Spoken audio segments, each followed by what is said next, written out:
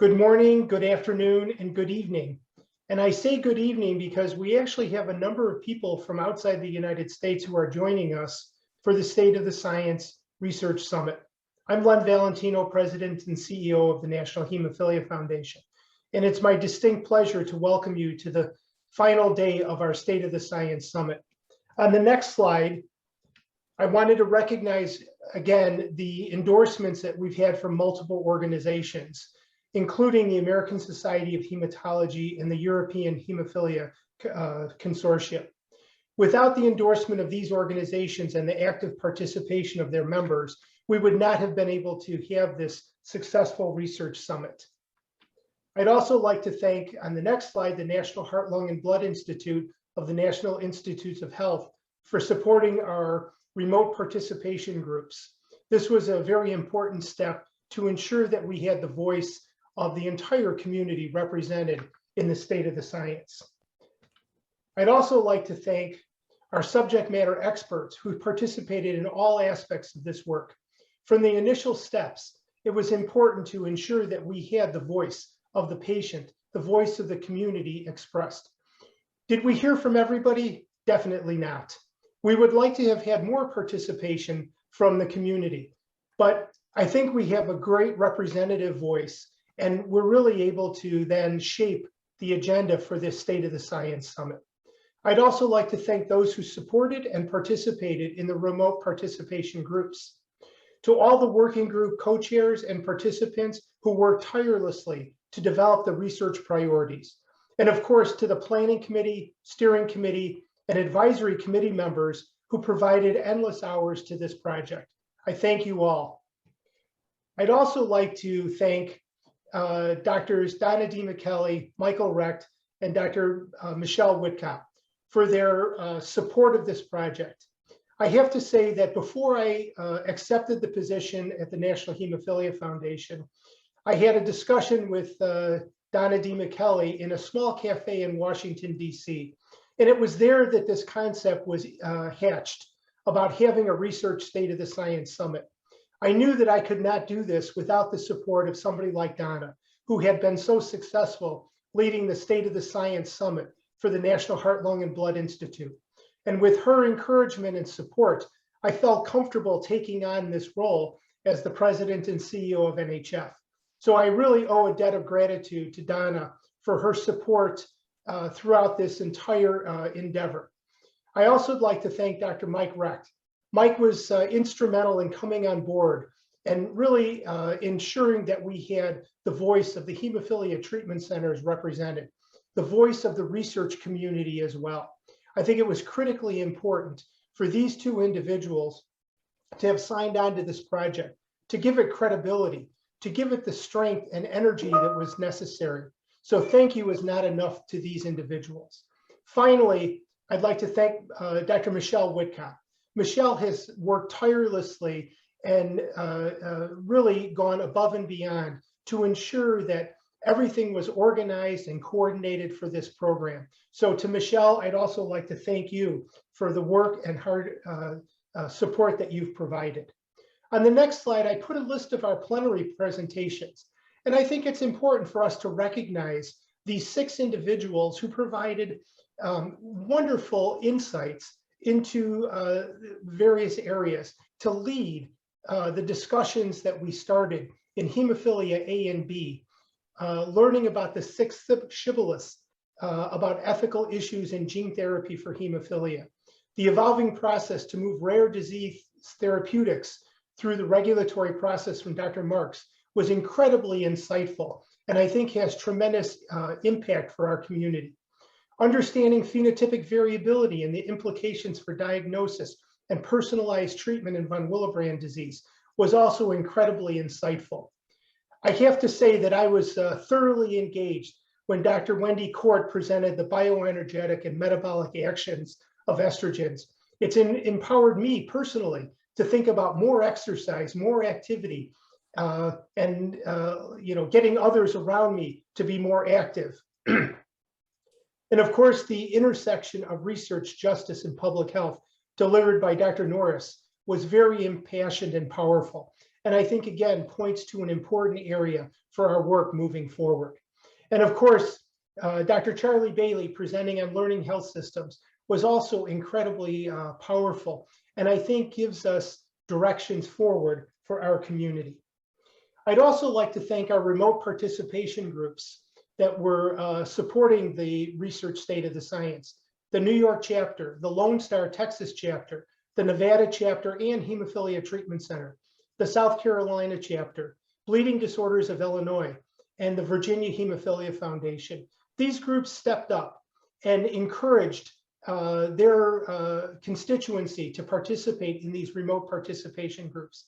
I think we're going to get additional insights. This is another way that we can have the voice of the community represented in the work that we're doing as we move forward. Next slide, I'd like to share some insights that I think are incredibly powerful. I'd like to thank everybody for their engagement, not only during the conference, but through social media. We've seen an almost 60% increase in postings just during the research state of the science on various platforms. And I think it's a testament to the energy that the research state of the science has engendered in people. The enthusiasm is becoming infectious. And I think this is what's really important, is that we continue the conversation in multiple ways, not only in social media, but between each other, between the individuals who are served in our treatment centers, between treatment centers and regions, and also between all the organizations that supported and endorsed this research state of the science. We have to work together. I'd also like to acknowledge on the next slide our mission. And the National Hemophilia Foundation has a revised mission statement. And I think it's important to recognize a couple things in here. Research is at the forefront. We moved the order of the research, education, and advocacy to ensure that research was first and foremost. Because I think through research, we can only enable people and families to thrive. So in terms of fulfilling our mission, I believe that this research state of the science is a first step in NHF fulfilling this mission to finding cures for inheritable blood disorders and to addressing and preventing the complications of these disorders. So next, I'd like to talk for just a brief moment. Before I started, I was reflecting on where this community was and thinking about what I might be able to offer to the National Hemophilia Foundation, but more importantly, to the community. And in 2019 and 2020, when I was thinking about where to take the organization, I began to ponder this question: what is preventing people in our community from thriving? And it was clear to me that there were gaps in care. There were important gaps that were not being addressed through education, through advocacy, or through research. So on the next slide, I think it's important to recognize how important the patient voice is. Without the patient voice, without those people with lived experiences, we cannot begin to understand why these gaps in care exist, and more importantly, how we're going to close those gaps in care. So on the next slide, you'll see that NHF has always had strong education and advocacy programs, empowered and directed by a patient voice.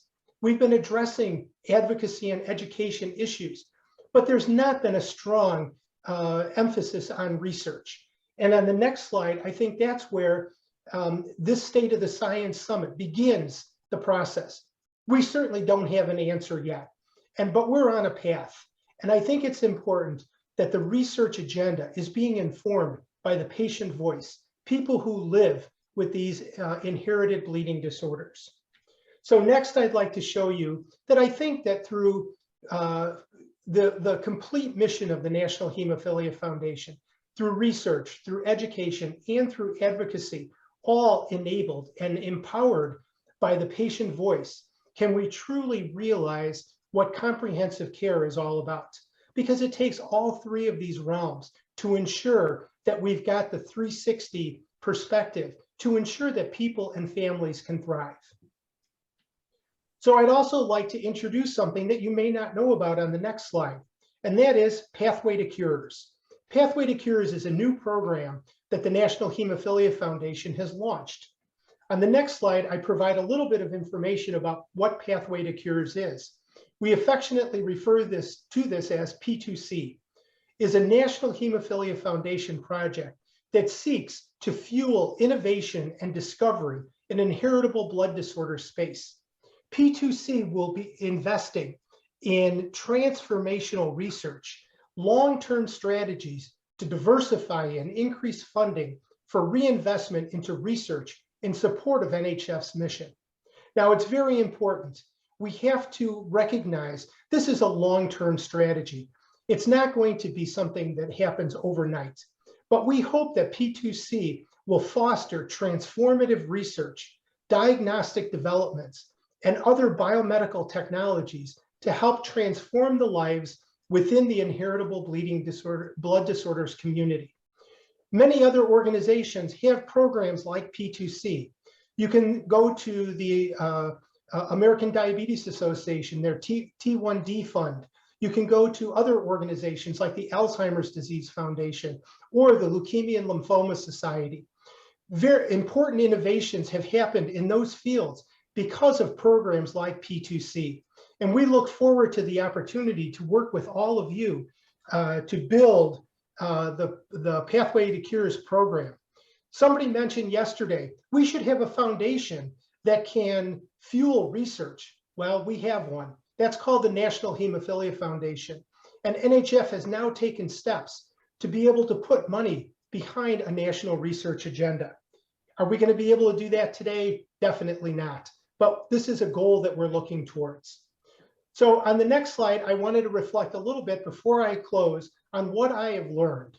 What I learned through this research state of the science process, not just the summit, but the entire process, is the passion of the inherited bleeding disorders community. I think it's been emphasized so many times during the panel discussions, just how passionate our subject matter experts are, our treaters are, and of course, how impassioned the regulators are as well. I think the capabilities within our community are endless. The energy is equally endless. And I think that we need to harness the capabilities of our community to move this agenda forward. There's much work to be done to realize the vision of a world without inheritable blood disorders. And I think that bold visions are important because we need to have a North Star. We need to have a goal that we're working towards. And the goal that I strongly support is that we should be seeking cures for inheritable blood disorders. But while we're researching for those cures, we need to ensure that we're taking care of patients along the journey. And that's why it's so important that we continue to have the voice of those subject matter experts, the voice of the patient reflected in all the work that we're doing. We need to inform research so that we can close gaps earlier today, and then also be looking towards the future for cures. Working together, speaking with one voice, we can accomplish much more than separately. All of those organizations that provided their support and endorsement, I think this is a call to action where we all have to work together. We need to be stronger, speaking with one voice. And I firmly believe that the real work starts today. And the real work begins with developing an implementation plan for the national research agenda. So finally, I'd like to, on the next slide, also recognize Dr. Kevin Mills. And I think that this is important. You know, let's all make this happen. And I look forward to Kevin and Donna and Mike and Michelle leading the effort towards an implementation plan to make this national research blueprint a reality. And I know that we're going to put all of you to work. So it's going to be important. This is not the end of the journey. The end of the summit is only the beginning of the next step. And I think that this implementation plan is necessary, and we have so much work to do that we have to do this together. Many hands make for a light load, and I think that's going to be important as we move forward over the next year, next 5 years, and hopefully over the next 10 years to bring some of the gaps that have been identified and the research that has been articulated to fruition. So now let's all make this happen. And I'd like to thank everybody for their attention during the State of the Science Summit. So on the final slide, There's a thank you. And to all of our US as well as ex-US participants, I really appreciate that opportunity for you to participate with us. So before we begin the State of the Science recap, we do have one special thing that we would like to do. So I'd like to make sure that Drs. Reck and Mills are on with me right now. So we would like to recognize a couple individuals who I think were incredibly important to getting us to this step. And those individuals are Maria Santaella and Michelle Whitcop. I think without their support and their work, we could not have been able to do this. So I hope you're able to see this beautiful plaque that we're going to present to Michelle. And what it says is the National Hemophilia Foundation notes outstanding work for the State of the Science Research Summit. Recognition given to Michelle L. Whitcop, DNP, FNP-BC, September 2021. So I'd like you all to give a virtual round of applause for both Maria as well as Michelle for their dedication and work to this research summit. Thank you very much to both of those individuals. So on the next slide, we're going to begin our recap. You've seen the mission, and I think it's important, again, to recognize the goal of all of this is enabling people and families to thrive. How can we use research to empower the mission of NHF, but more importantly, the work of the entire community? Next slide. So we've already recognized Michelle and Maria.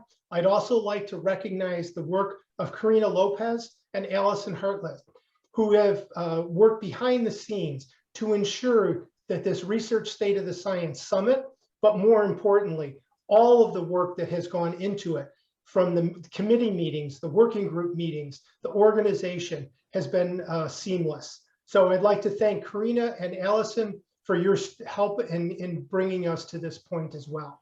Next slide. So our agenda here is transforming science into patient care. We'll talk about some global themes, global research themes, specific research themes, and then end on a roadmap for the future. I'd like to now turn it over to Dr. Mike Reck and Kevin Mills. Thank you. Oh, thank you so much, Len. I'm a little taken aback that so much of that was brand new to me. And it's so exciting, the P2C. I very much look forward to working with NHF through Athens as we move that into a reality. And I'd like to thank our subject matter experts, everybody at the NHF, Donna D. McKelly, the members of the advisory committee, the members of the steering committee, the working group chairs and their members, the thought leaders who gave their time and expertise, and those who participated in the remote participation group to make this meeting such a success.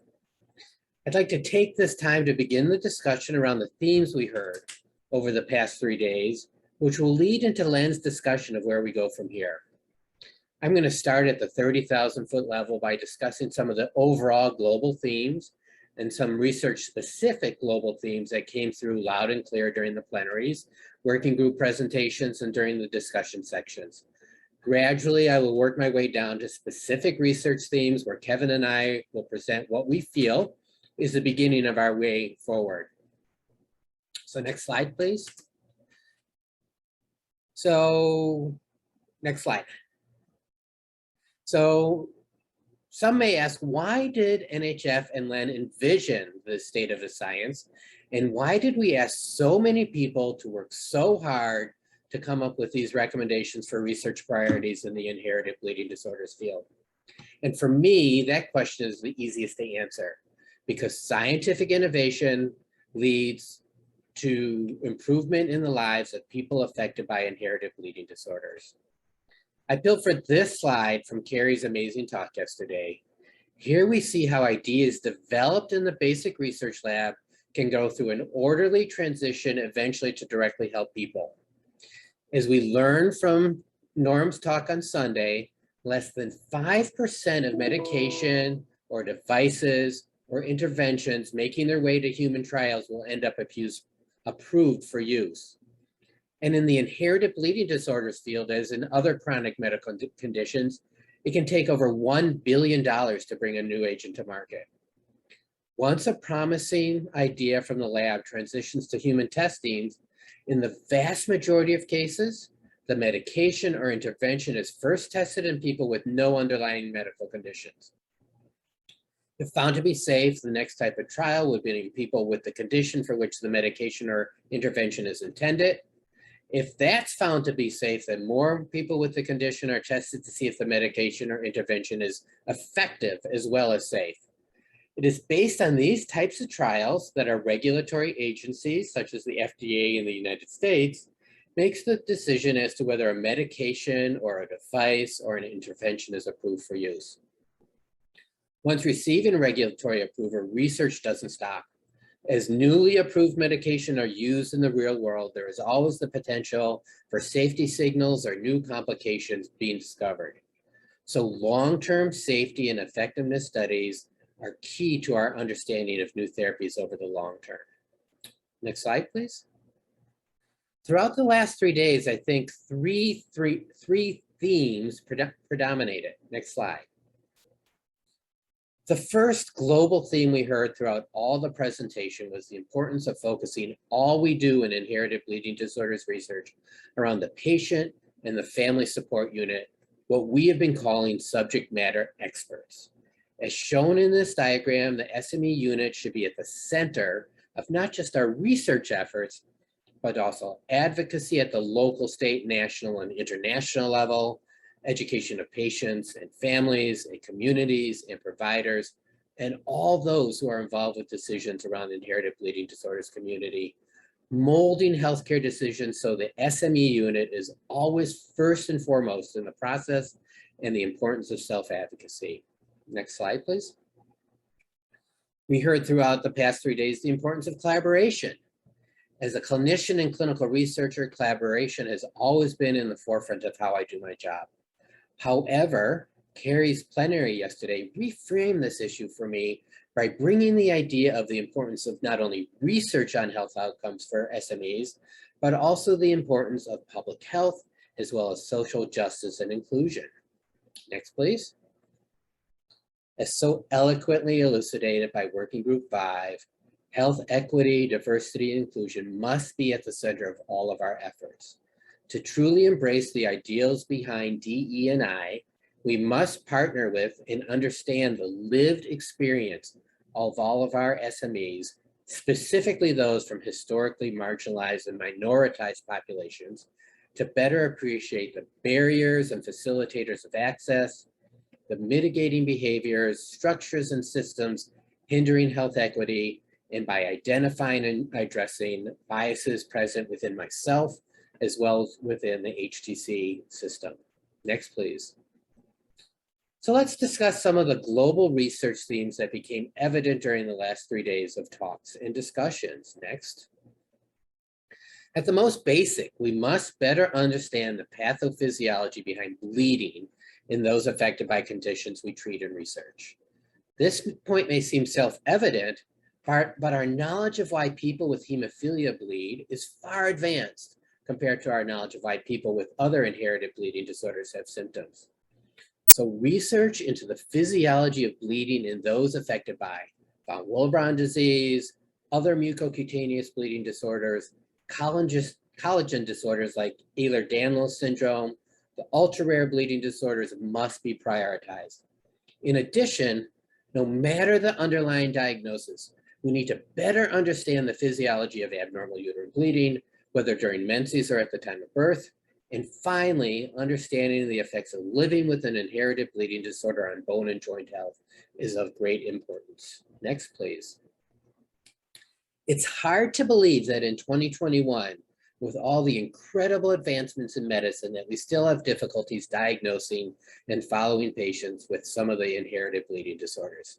Specifically, the diagnosis of congenital platelet disorders, Ehlers-Danlos syndrome, hereditary hemorrhagic telangiectasia, the ultra-rare bleeding disorders, and bleeding of unknown cause needs to be improved.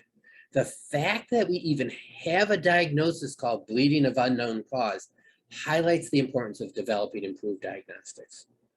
However, we must also prioritize the development of point-of-care testing and the development of national or regional reference laboratories. Another example of the synchronous centralizing and decentralizing of our diagnostic capabilities.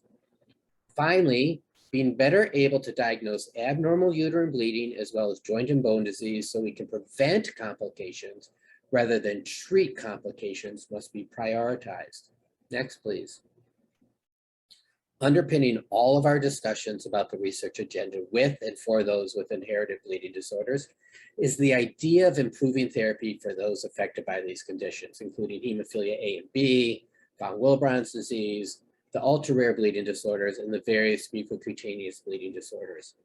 In addition, we must also improve the care of our cis and transgender people. The idea behind these priorities is to better understand the implications across the lifespan of our SMEs. Next, please. As shared by Dr. Norris yesterday, only 20% of moments in the healthcare environment ultimately determine health outcomes for an individual or a population. The other 80% revolve around the social determinants of health. As she so aptly put, zip code is more important than genetic code in predicting health outcomes. As a member of the system providing care to SMEs with inherited bleeding disorders, it is incumbent on me and our entire system of providers and researchers to have a better understanding of health disparities, equity, literacy, and education. In particular for those people with hemophilia, their understanding of novel therapies like gene therapy is important. In addition, research and access to women's health care, whether for those who are cis or transgender, access to care for those with ultra-rare bleeding disorders, and those who are marginalized or minoritized populations must be forefront in our mind. Paying attention to pain, as well as mental health and behavioral health as a focus of our research efforts cannot be underestimated. Finally, diversifying our workforce and educational efforts was noted as a priority by pretty much all of our participants. So next slide. Let's move on to the specific research themes that were common between the working groups. Next, please. As outlined in the global research theme section, bone and joint health across the lifespan was indicated as a high priority area for research. I won't go into each diagnosis for which this theme is important because it's important for everyone affected by an inherited bleeding disorder. Next, please. As so beautifully described in Dr. Court's presentation, sex and gender and the hormonal milieu play an important part in everyone, turns out including mice and rats, health. As pointed out in Working Group 4's presentation, research involving girls and women and those with the potential to menstruate is grossly underrepresented. We heard loud and clear that it's time for this injustice to stop.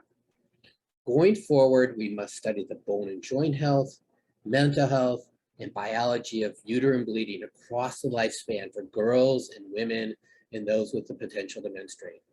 In addition, we need to better understand the implications of drug and gene therapy, access to care with appropriate referrals, as well as the interpretation of diagnostic laboratory testing in this population. Next, please.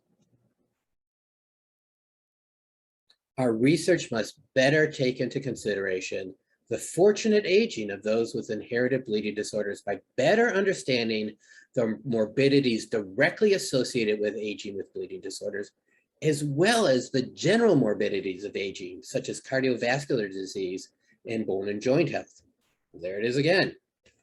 We must focus our research efforts on combating the effects of ageism in the healthcare system, as well as study the effect of mobility, access to physical and mental health care, and the change of laboratory interpretation across the lifespan. Next, please. The development of inhibitors against factor VIII or factor IX is still the most severe complication of treating hemophilia in the developed world. However, the development of inhibitory antibodies are also seen in more severe forms of von Willebrand's disease, in the ultra-rare bleeding disorders treated with replacement proteins, in Glanzmann's thrombocythemia, as well as in acquired bleeding disorders. Next, please. As an integrated and multidisciplinary healthcare team, many bleeding disorder centers across the United States are lucky enough to have mental health professionals embedded within their team. Many centers, unfortunately, do not have access to these same professionals, meaning our SMEs may lack access to these important and necessary services. Under the Affordable Care Act, mental health was placed on the same priority level as physical health. As a pediatric healthcare provider, I can tell you it is often difficult for our SMEs to access these services, particularly those who live far from our center. It is incumbent on us to create the data on the importance of mental health on the ultimate outcomes for our SMEs. Topics of research which must be further explored include the effects of improved mental health on following plans arrived at by shared decision-making, on ultimate bleeding rate and the associated morbidities. We must have a better understanding of how mental health impacts the use of alcohol, marijuana, and illicit substances, particularly on health comorbidities, including access to care, school, work performance, and overall quality of life. Next, please. Finally, as so accurately discussed by the leaders of Working Group 5, we must improve our efforts in understanding how both acute and chronic pain lead to a less than optimal health and life outcomes. I'm not going to go through all of the associated areas of research because they essentially are the same as they are for mental health. And with that, I will now turn the presentation over to Kevin Mills, who will further our discussion on some of the general themes emerging from the last 3 days, which really means the last year of work, which really means entire careers of people who participated. So Kevin, take it away. So, thank you, Mike, and happy to step off into the rest of this discussion on the backs of entire careers of people. I think the working groups 1 through 4 really dug deeply into the research priorities, the research challenges, the research needs related to specific bleeding disorders, specific populations, well-served or underserved, and really highlighted areas for research to make significant advances in the delivery of quality care.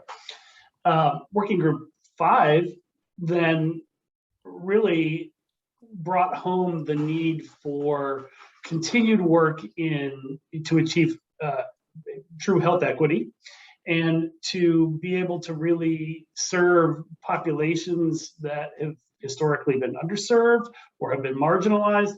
And I think really the take-home message was to meet people where they are. And that's really how we're going to make progress.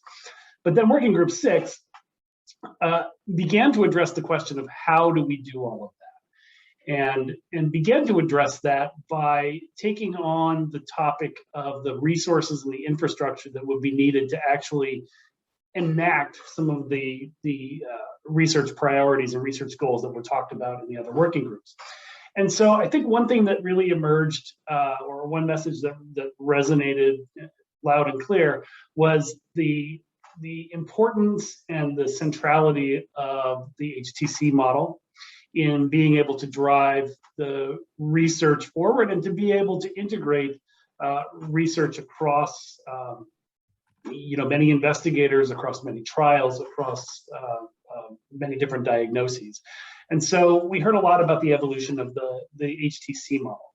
I think one notion that emerged from the discussion was that there's an opportunity to build on the success and the tremendous progress that's been made in the hemophilia space, and to be able to use that as a paradigm for bringing along research and progress in von Willebrand's and rare and ultra rare bleeding disorders, and to do that within the context of the evolving HTC model. Another thing that we heard clearly throughout the summit was the importance of turning a research focus and research resources to women's health. And as Mike just talked about, I think, very eloquently, there's a need to close those gaps and overcome the historical injustices. And I think we should be reminded that it's really, again, about meeting people where they are, understanding everyone's individual journey, whether that's women and girls, people with the potential to menstruate, whether it's underserved populations or others. We heard a lot about the need to bring in concepts from health services research in order to evolve and revolutionize the HTC model, both in terms of research and delivery of care, and the importance of clinical and implementation science, right? How do we really bring the scientific discoveries into clinical practice? I think it was emphasized, and it's important to remember that we need to also find ways to bring the opportunities for basic and translational research into the HTC setting so that we can cover the full continuum from very early discovery, the T0 on that slide that Mike showed at the beginning, all the way to T4 and real clinical practice that serves populations. And finally, I want to come back to the concept of centralization and decentralization, and I think the push for us to think about how those concepts play out in the HTC model. We certainly heard about the need to centralize many research resources, biobanking, registries, data analysis, while at the same time thinking about ways to decentralize some of the clinical trial activity, to be able to reach out into the community and, again, meet people where they live. And I think one thing that we will be thinking hard about is how do the concept of centralization and decentralization impact our evolving HTC model. Next slide. One aspect of that evolving model that I think that was emphasized, and this is adapted from the work of Working Group 6, is a way that we can layer multiple kinds of activities on top of each other within the context of the HTC network, including being able to layer on research tools on top of a lifespan registry, a community-supported lifespan registry that creates an infrastructure that enables both interventional clinical trials and also observational studies across the whole spectrum of clinical studies. And one thing, again, I want to emphasize is on the left-hand side of this slide, the need to build in hybrid clinical trial designs, hybrid approaches to clinical studies and implementation sciences. Next slide. With regard to the health services research, the group identified several priorities that, again, will impact the evolution of the HTC model. That includes research and understanding and concepts in optimal healthcare delivery for marginalized and minoritized populations. Again, patients are at the center of the research and healthcare delivery enterprise. I think it's important that we recognize the need for integration of behavioral health support services, and mental health would be in that bucket as well. Telehealth is another concept. I mean, I think this is an evolving area. There's a lot of uncertainty. There's a lot of opportunity. Again, thinking about the centralization versus decentralization, bringing telehealth into the health services research domain is really important. Again, evolving the HTC and the specialized care model to serve all patients and to be able to enable the research enterprise. And then thinking about the implications of insurance coverage and the insurance industry in helping to enable the science. Next slide. We also heard about the needs for workforce development, right? There's a need for infrastructure, there's a need for the resources to do the work, but then there's also the need for the people to do the work. And so Working Group 6, the subgroup, began that discussion by breaking down our understanding of who exactly is the workforce. So next. They began with the description of the workforce really being the primary caregivers, right? The people that are bringing care, providing care for those with inherited bleeding disorders. But it goes beyond the primary caregivers and the people that are having the, in the sort of most proximal clinical setting doing the research. Next. We also need to think about workforce development for the support staff that really, in many ways, are the engine that provides the care and also enables the research in the clinical setting. Next. I think the Working Group 6 also recognized that there's a critical role for both in both the research and in care delivery for the ancillary caregivers, right? Those who maybe are, not the hematologists that are managing the bleeding disorder, but all the other caregivers whose participation in the life of a patient contributes to their whole health profile, their whole health picture. And so being able to develop a workforce that can support that whole person, I think, is really critical. And next. And then there's a need to continue to develop the research staff, the basic research, the laboratory scientists, the data scientists, the informaticians that will be helping to drive the new discoveries, those sort of T0 discoveries that will work their way into clinical practice through the work of all of this work. Next. So what are the workforce development needs that were defined? I think there were a number of areas that were identified, certainly basic and translational, which I just talked about. We had a really lovely presentation around data science, and I think it's clear that data scientists with a focus and an emphasis in hematology are really needed in order to be able to enable the science. Clearly, we need to develop a workforce and really a society that can promote cultural sensitivity in the research setting and promote social justice. These are things that we really need to do to close equity gaps. Again, I think skilled professionals in the health services research and implementation sciences is really critical, as is trial methodology. I think we heard a lot about the need for novel trial approaches, novel trial methodology, as well as qualitative research. And then finally, back to the mental health and behavioral sciences, all critical areas for workforce development and thinking about ways of recruiting people into the field, fostering their careers, and retaining a skilled workforce that can serve the community for a long period of time. Next.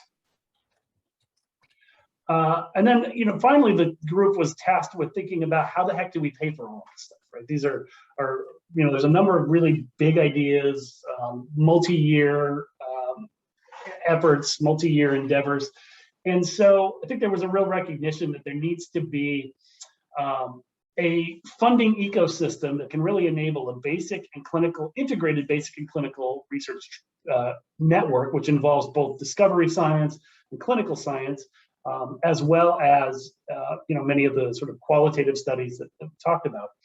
And that funding model is an integrated model that really involves multiple different inputs. It begins, I think, with the patient community, right? Not only helping to devise the funding priorities, but really the research priorities. There's a number of organizations, HRSA for sure, and NHLBI, and probably NIH more broadly, as well as other government agencies, including the CDC. There's certainly a role for disease-focused or individual patient-focused charities and foundations, not least of which is the NHF. And I think in the coming years, we'll be thinking about ways that NHF can partner with this community to try to bring, to help to drive a renewed research funding model. And then certainly there's also a role for insurers and for the industry in helping to not only define the research priorities, but to help to really resource the science that's going to drive those priorities forward. I think the critical thing, and it comes back to a global theme really around collaboration, is that all of this work in terms of the workforce, the infrastructure, and the research funding model requires partnerships, and it requires concerted, organized, integrated resources to enable us to really be able to leverage existing clinical trial infrastructure, build out on that trial infrastructure, and be able to build multiple vectors of research into that infrastructure. So we got a lot of work to do. There's enormous resource needs, and I think it's really by working together as a community that we're going to be able to develop the infrastructure and the resource and the workforce that's needed to be able to realize the success on the research goals. So next slide. With that, I think, you know, we covered a lot of ground in 3 days in the summit, and as Len pointed out, it's really, the work is just beginning. You know, we called it a summit, but we're really not at the top of the mountain yet. And so with that, I will throw it back over to Len Valentino to talk a little bit about what's next and where we're going. Well, thanks, Kevin, and thanks, Mike, for the tremendous recap of the last several days. You know, I think the future is bright. There's so much work that has to be done.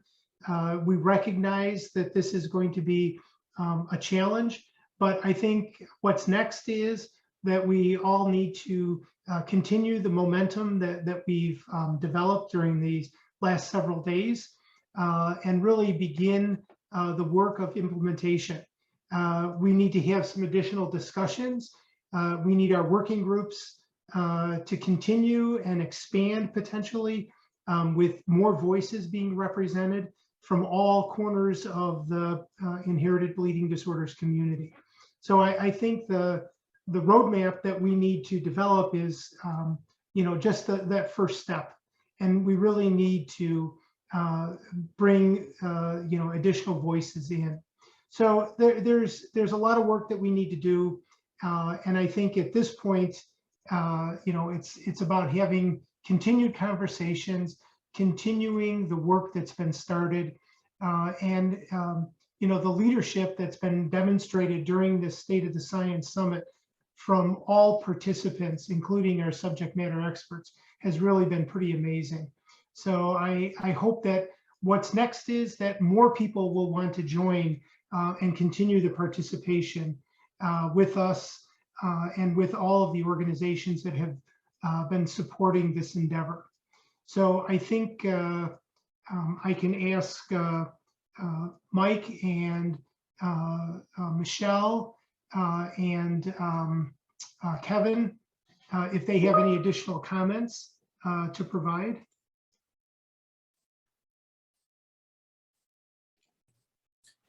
At this point, Len, I actually don't have any additional comments. I'm looking forward to the discussion section that will be starting in about 10 minutes. I think we will take the questions that are currently in the Q&A and move those over to that discussion section. And I really am looking forward to the input of all the people who are on today. Yeah, my only commentary, Len, I think just amplifies something that you said, which is that, you know, the work is just beginning. This is a terrific start. This is a terrific stepping off point. Really appreciate all of the effort that everybody has put into, you know, and hard thinking about where we are and where we're going with research. And as we look to the future and look to develop a national research blueprint, we should all remember that it's, you know, it's not a destination, it's a journey. It's something that's going to be a kind of a living document, a living endeavor. And so we really need engagement of the entire community. You know, certainly the participants in the State of the Science, but much, much more broadly than that. And this is going to continue to evolve for years to come. Yeah, I think one additional comment is we chose this word blueprint for very, very specifically. And the idea is whatever comes out of the last year of work, the last 3 days of the summit, will be the beginning. And there might be some changes or change orders as we move along, but the final goal is to build a magnificent structure that is going to take us to this next level. And just to strain that analogy, to build that structure, right, is going to require lots of specialties, right? It's going to require the plumber and the electrician and the framer. So it's going to require SMEs and industry and government and payers and all of us, really. And the blueprint is, you know, is hopefully the guidance and the inspiration for how to build that magnificent structure.